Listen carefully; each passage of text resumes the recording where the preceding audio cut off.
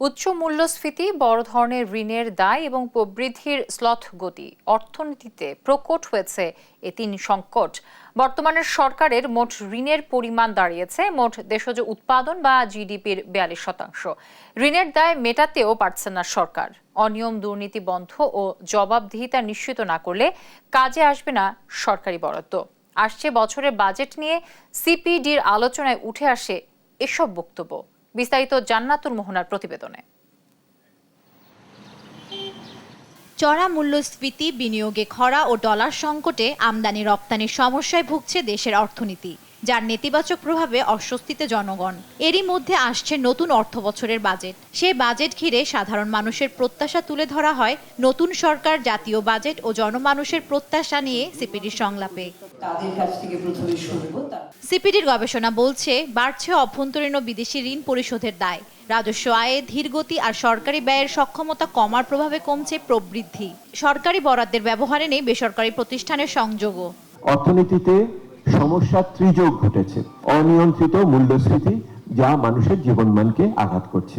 আমাদের ঋণের ঝুঁকি বাড়ছে। সরকার বিদেশ থেকে যে টাকা নেয় তার চেয়ে প্রায় 2 গুণ টাকা নেয় অভ্যন্তরীণ উৎস থেকে। দায় দেনা পরিস্থিতি একটা বড় ধরনের সমস্যার আমাদের ইঙ্গিত নিয়ে আসছে।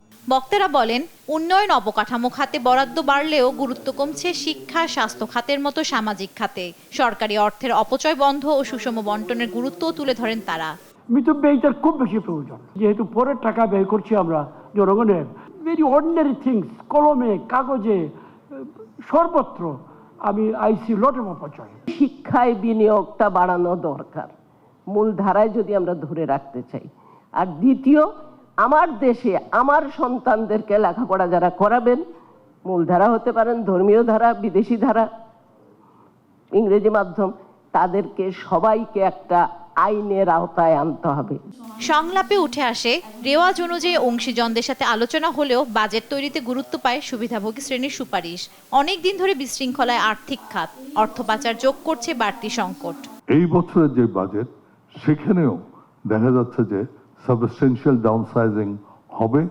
আপনি যখন government figures on export, government figures on remittance, আমরা দেখি যে অ্যাজ ইট ইজ রয়ে গেছে অথবা মার্জিনাল গ্রোথ আছে।